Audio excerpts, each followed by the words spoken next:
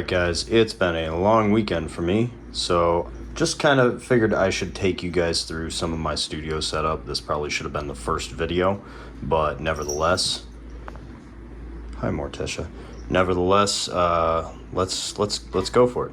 So this is my laptop setup. This is where I do all of my actual editing. I have some PreSonus speakers here, and those do a pretty good job getting things close to real life. I'm editing off of my MacBook Pro, and I edit in GarageBand. It's one of my recent projects. I run everything into my mixer here. It's a Behringer. I forget the exact model number. It's a Xenix, I think it is. Yeah, there you go. Whatever that model number is back there. I actually have another Behringer too, a smaller one. I really don't use this one very often, but I have used it in the past, and I might use it again in the future, especially if I need to run more things into one of my interfaces. Speaking of which, that's my Scarlett 2i2. So I've got everything running into my mixer here and into the Scarlett 2i2. I've got my tower back here to run all this stuff, and I have, you know, just some camera gear and whatnot back here. And let's see, yeah, my instruments, you know, all over the place. I got my original guitar, my first guitar that I ever got. It's a Washburn X Series. Got some action figures on the wall because you got to enjoy the space that you're working in, right? Down here I have my drum amplifier. I forget what model this is. It's a Simmons. It was about 350 bucks. It's big boy. It's pretty good. This Behringer amplifier is actually my friend's, or my guitarist Colin's. So that's what we play on most of the time. I actually don't have a guitar amplifier. I need to get one. Back here we have this Laney bass amp, again, Colin's. I got a spool of wires there because you can never have enough wires. But yeah, that belongs to Colin. I'll eventually get my own bass amp and my own guitar amp when there's a need for it. I got some of my guitar pedals here. I have this old Fab flanger, sorry. This hothead pedal, compressor pedal, synthesizer pedal. That one's pretty cool. I can eventually do a review on these or something. And a Metal Zone MT2. I've heard a lot of bad things about Metal Zones, but I gotta say, I think it's pretty awesome. I don't know why there's all the hate. I got a couple of my microphones set up here. Got the Audix and the Shure SM57, my Rode NT1A, box full of goodies, wires, lavalier mics, camera gear mostly for when I'm recording high quality video and not just feeling lazy. Got the Behringer XM8500 sitting there. This was my wife's acoustic guitar originally, but she doesn't really play it. So I took it and put it to use. It's a Spectrum. I'm thinking about possibly selling it to get a better guitar, better acoustic. I kind of want a 12-string acoustic, maybe at some point, but I definitely need to get regular 6-string acoustic. But it also would kind of suck to sell because I recorded several songs on it already, and you know, I'm kind of getting attached to it. But nevertheless, we'll see what the future brings. Here's my Alesis Nitro kit, the first kit that I did a review on. If you want to check that video out, I can put a link in the description or at the end of the video or wherever, a variety of places. Got the bar over here. You know, just in case I want to relax and have a drink while I'm recording something.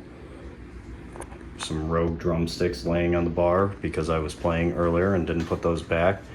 Got my mini fridge, again, to stock up with drinks and whatnot. Ice maker. some fucking metal salt and pepper shaker that we didn't have a place for. There is Jim's cousin's Washburn 5-string bass. That thing is pretty cool.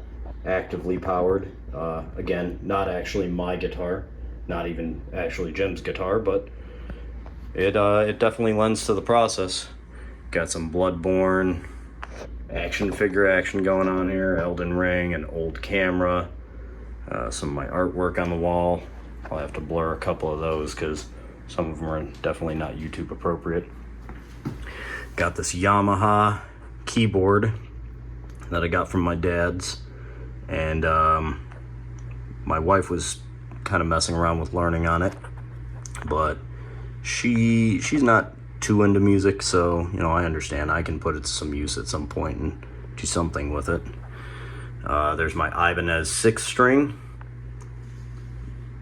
Ibanez. I have recorded actually most of my songs recently on that.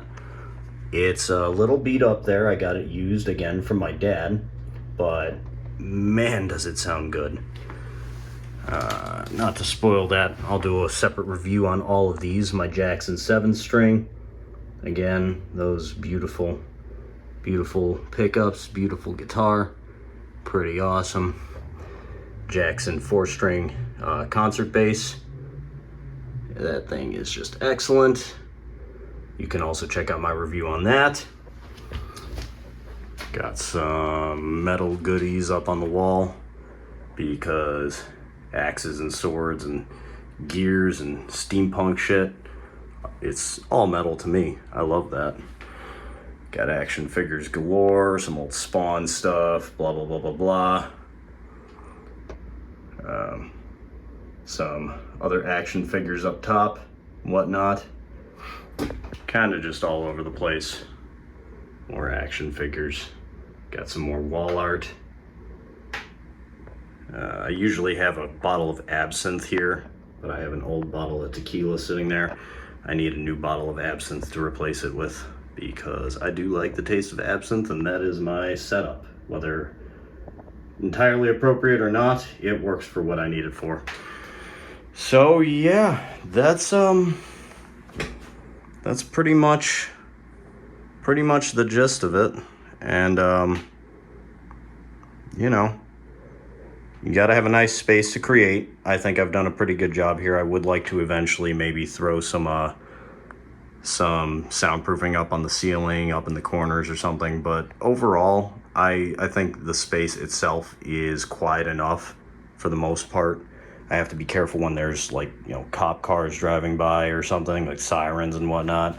But having this carpet here, this rug, I got a new rug, by the way. I changed out my old Roadrunner one. It just really wasn't doing a great job keeping anything in place. But having this rug helps to dampen the sound a little bit. It's definitely not as echoey as it was when we first moved in. And my goal is to just make it better with time. So yeah, that's pretty much the setup. I don't think I missed anything. But yeah, this is what my studio space looks like. This is what I work with whenever I'm making projects happen. I did forget to mention one little thing, and that was something I mentioned in the previous video. That's my cloud lifter. This thing helps to kill or boost a lot of the signal coming out of my dynamic microphone, so that's a good thing to have. I again kind of mentioned that with my microphone setup review. The Audix i5 versus Behringer XM8500 versus Rode NT1A versus Shure SM57, whatever. Either way, that's the whole gist of it, guys. So hopefully you find this at least entertaining to take a look at my setup, and I will see you guys on the next one. Thanks for tuning in, and please like, share, and subscribe.